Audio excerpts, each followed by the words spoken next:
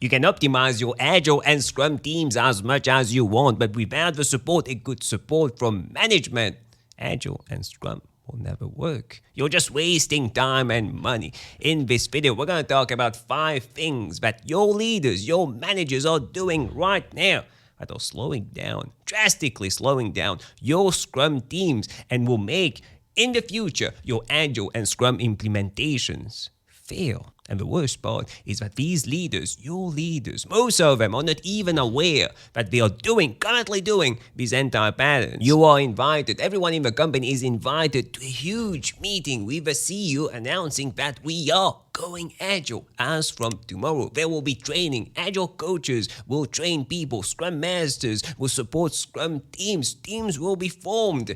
As from tomorrow, we are working the Agile way. 2 weeks later, a few months later, it's going well. The team is starting to understand what Scrum is about. The sprints are going well. The Agile teams are going well. Kanban is working. Everything is going well. But at some point, management, they start asking difficult questions.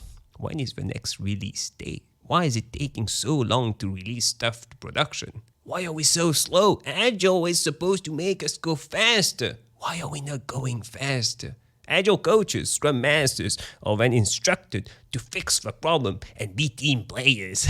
I've coached many people, many teams, many organizations, and it's always the same thing. People are driven, motivated to change. They want to work in this Agile way. Scrum teams perform well. They understand the Scrum framework. A few weeks, a few months, they have a consistent pace. Everything is going well. But then they are obstructed by management. They are slowed down by management, all the things that managers and leaders do. And when Agile teams or the Scrum teams are slowed down, they are to blame. They start getting questions like, why are we not going faster? More Agile coaches and Scrum Masters are brought in the loop to fix the problem, while the elephant in the room is never addressed. Anti-pattern number 1, leaders and managers underestimate the change that Agile requires. Yeah, they do training, they hire new people, Agile coaches, Scrum Masters, product owners, new developers, new sitting arrangement, training, so many things. But that's not enough. They ignore that we need to go through these trainings. They ignore that they need to change. You can't just optimize the Scrum teams and the Agile teams to the max. You need to change also. But they believe that Agile is only for the teams, not for them. I don't know where this idea comes from, but Agile is only for the teams. That's a huge misconception. No, when you do that, when you don't train the leaders, the managers, you're preventing the teams from focusing on actually providing value, because the leaders and managers will start putting deadlines, doing go faster, instead of what Agile is all about. Deliver early, continuously, get feedback, to build quality products, not go faster. It's not the same thing. And when you don't train the leaders, you revert into the same anti-pattern, same as the waterfall model or the command and control model. People start getting frustrated because they are getting a side of a story from Agile coaches, from Scrum Masters to tell them to focus on value, and the leaders are telling them to go faster. It's not the same thing, and people are frustrated. I hate saying this, but Agile is partly to blame. You see, with Agile, things start being visible. Transparency is key in Agile. We start seeing that there's impossible deadlines to meet, constant pressure from management, unplanned work, last-minute requests, so many changes in scope. These things were always there, but hidden into chaos. We couldn't see these things previously, but with Agile, things are now transparent, visible.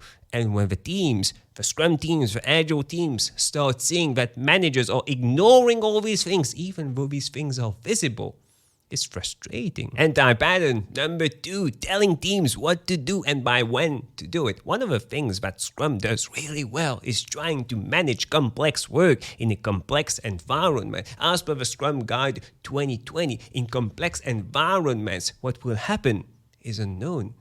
And one way to manage this unknown is to bring power back to the teams. Let the team be self-managed, decide what to build, how to build it, who builds it, and by when to build it. And this self-management and self-organization is driven by managers Leaders, they tell you to be self-managed, but at the back, they bypass the product owner, talk to the developers directly, unplanned requests, increase in scope, last-minute changes. They don't let the product owner handle and be owner of a backlog. They do everything they want, which distracts the team, prevents the team from focusing on what they committed on in the sprint. It doesn't make any sense, but it happens frequently. Anti-pattern number 3, forcing the teams to commit to a plan, almost as destructive as telling the team when to do and by when to do it, is letting them be self-managed, letting them provide dates, and then forcing them to respect these release dates, these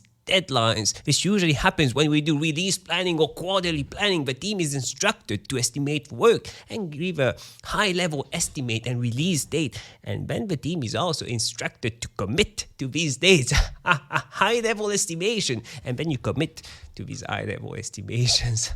We are in a complex environment. They really think that things are predictable. And because these teams committed on dates, they need to stick to these plans. No matter what happens in this complex environment, these teams need to stick to these plans. Don't get me wrong, commitment is good. It's one of the 5 values of Scrum. But committing on dates, release dates in 4 months, 5 months, even 3 months, it's nonsense. Nonsense, because we can't predict the future. It's too complex. So many things change. And even if we could commit to dates in 3 months, do you think it would make sense? We work in an agile way, but we follow the Scrum framework. We release every single sprint. And why do we do that? To get feedback, to be able to change that and provide more value to the customer.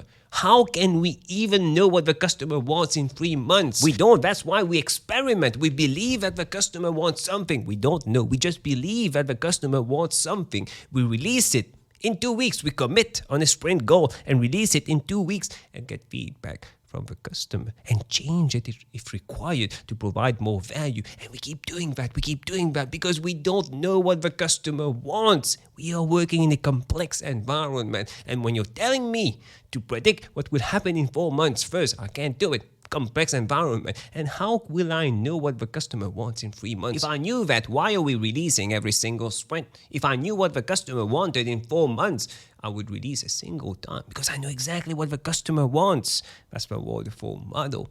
Doesn't work. That's why in Agile, continuous releases, early releases, get feedback and produce something better because we don't know what the customer wants. Anti-pattern number 4, praising teams that break their sustainable pace. This one is really hard to grasp for leaders, managers, and even for Scrum teams, people working in an agile way. Agile principle number 8 states that agile processes promote sustainable development. The sponsors, developers, and users should be able to maintain a constant pace indefinitely. And what do you see in the actual real world? You don't see that. Constant pressure from managers and people doing overtime, people giving a lot of their work, people sometimes burning out. And managers praise that. Managers praise that you went above your commitments. You had a sprint goal and you did even more than that. You did overtime to meet a release date, an achievable release date. You did it overtime to achieve that. They praise that. But that's not what Agile is all about. We should have a sustainable pace, not burn out. Keep going at a sustainable pace, not like that. If the teams could do overtime, go the extra mile indefinitely, every single day, every single week, every single month, yeah, that would be a sustainable pace.